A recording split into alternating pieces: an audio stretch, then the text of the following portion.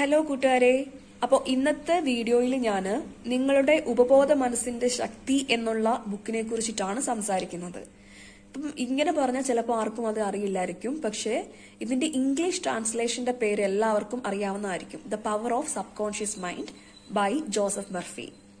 അപ്പോൾ ഈ ബുക്കിനെ കുറിച്ച് പറയുകയാണെങ്കിൽ ഇതിന് ഒരുപാട് ലക്ഷക്കണക്കിന് കോപ്പീസ് വിറ്റഴിഞ്ഞിട്ടുള്ള ഒരു ബുക്കാണ്. ഇത് ഒരുപാട് പേർക്ക് ലൈഫിൽ ഒരു വഴികാട്ടിയായിട്ടുള്ള ബുക്കാണ്. എല്ലാവരും ലൈഫിൽ അറ്റ്ലീസ്റ്റ് ഒരു തവണയെങ്കിലും ഈ ബുക്ക് വായിക്കാൻ ശ്രമിക്കുക. ഒരു മസ്റ്റ് റീഡാണ്. അത്രയ്ക്ക് നല്ല കാര്യങ്ങളാണ് ഇതിൽ മുഴുവൻ അദ്ദേഹം പറഞ്ഞിട്ടുള്ളത്. അപ്പൊ ഇതൊക്കെയാണ് ഈ ബുക്കിലെ അധ്യായങ്ങള്.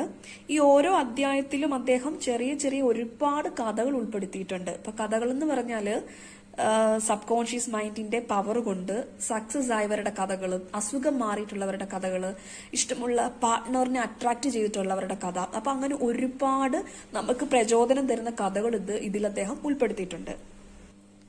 ഇതിന്റെ ഒരു സാരാംശം എന്ന് പറഞ്ഞാല് നമ്മുടെ ഉള്ളിന്റെ ഉള്ളിൽ ഒരു വലിയ ശക്തിയുണ്ട്. അതിനെയാണ് സബ് കോൺഷ്യസ് മൈൻഡ് എന്ന് പറയുന്നത്. അതിന്റെ പ്രവർത്തനം എങ്ങനെയാണെന്ന് മനസ്സിലാക്കി കഴിഞ്ഞാൽ, അല്ലെങ്കിൽ അതിനെ നമുക്ക് സ്വാധീനിക്കാൻ കഴിഞ്ഞാൽ, നമുക്ക് വേണ്ട എല്ലാ ആഗ്രഹങ്ങളും അതിന്റെ സഹായത്തോടു കൂടി നമ്മൾക്ക് നേടിയെടുക്കാൻ പറ്റും. കേൾക്കുമ്പം വളരെ പെട്ടെന്നായിട്ട് തോന്നുമെങ്കിലും അത് കുറച്ച് പ്രയാസമുള്ള കാര്യമാണ്. കാരണം നമ്മൾ ജനിക്കുമ്പം മുതലുള്ള നമ്മളുടെ ചിന്തകളും നമ്മളുടെ പാറ്റേൺസും വെച്ചിട്ടാണ്, ചിന്തകളുടെ പാറ്റേൺസും വെച്ചിട്ടാണ് ഈ സബ് കോൺഷ്യസ് മൈൻഡ് രൂപപ്പെട്ടിട്ടുള്ളത്. അതുകൊണ്ട് തന്നെ ആ സബ് കോൺഷ്യസ് മൈൻഡിലുള്ള ആ ഒരു ചിന്തകൾക്ക്, അല്ലെ ആ ഒരു വിശ്വാസങ്ങൾക്ക് മാറ്റം വരുത്തണമെങ്കിൽ നമ്മൾ വളരെ കോൺഷ്യസ് ആയിട്ട് തന്നെ അതിനു വേണ്ടി പ്രവർത്തിക്കണം. എങ്ങനെ നമുക്ക് നമ്മുടെ ഈ സബ് കോൺഷ്യസ് മൈൻഡിനെ സ്വാധീനിക്കാൻ കഴിയും? ഒരു ദിവസം നമ്മൾ ഒരുപാട് കാര്യങ്ങൾ കാണുകയും കേൾക്കുകയും ഒക്കെ ചെയ്യും. അപ്പോൾ അതൊക്കെ നമ്മുടെ മനസ്സിൽ പോയി രജിസ്റ്റർ ആവും, അല്ലെ? അപ്പോൾ അതിൽ വേണ്ട കാര്യങ്ങളെ മാത്രം ഉൾക്കൊണ്ടിട്ട് വേണ്ടാത്ത കാര്യങ്ങളെ വിട്ടുകളയുക. അതായത് നല്ല വിശ്വാസങ്ങളെ മാത്രം ഉള്ളിലോട്ട് എടുക്കുക. അതുപോലെ അഫർമേഷൻ അല്ലെങ്കിൽ മെഡിറ്റേഷൻ, ഇതൊക്കെ നമ്മുടെ സബ് കോൺഷ്യസ് മൈൻഡിനെ റീപ്രോഗ്രാം ചെയ്യാനുള്ള ഒരു മാർഗമാണ്. അതുപോലെ ഈ ബുക്കിൽ അദ്ദേഹം പറയുന്നുണ്ട്, ഒരാൾ രാവിലെ ഉണരുമ്പോഴും അല്ലെങ്കിൽ ഉറങ്ങാൻ പോകുന്നതിന് മുൻപുമാണ് സബ് കോൺഷ്യസ് മൈൻഡ് കൂടുതലും ആക്റ്റീവ് ആകുന്നത്.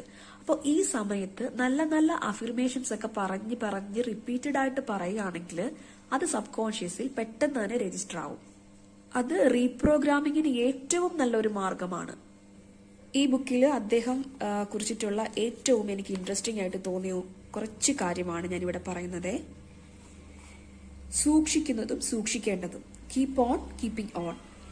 നിങ്ങളുടെ മനസ്സിന്റെ വാതിലിൽ ഭയം വന്നു മുട്ടുമ്പോൾ, ഉത്കണ്ഠയോ ഉപദ്രവമോ സംശയമോ നിങ്ങളുടെ മനസ്സിൽ കടന്നു പോകുമ്പോൾ, നിങ്ങളുടെ ലക്ഷ്യത്തെയും നിങ്ങളുടെ സങ്കല്പത്തെയും കാണുക. അതിൽ ശ്രദ്ധ ചെലുത്തുക. നിങ്ങളുടെ ചിന്തയെയും ഭാവനയെയും സൃഷ്ടിക്കാൻ കഴിയുന്ന നിങ്ങളുടെ ഉള്ളിലുള്ള അനന്തശക്തിയെപ്പറ്റി ചിന്തിക്കുക. ഇത് നിങ്ങൾക്ക് വിശ്വാസവും ശക്തിയും ധൈര്യവും നൽകും. ഇത് തുടർന്നു ചെയ്യുക. നിരന്തരം പ്രയത്നിക്കുക. പ്രഭാതം വിടരുന്നതുവരെയും സംശയത്തിന്റെയും ഭയത്തിന്റെയും നിഴലുകൾ ഓടി അകലുന്നതുവരെയും ഇത് ആവർത്തിക്കുക.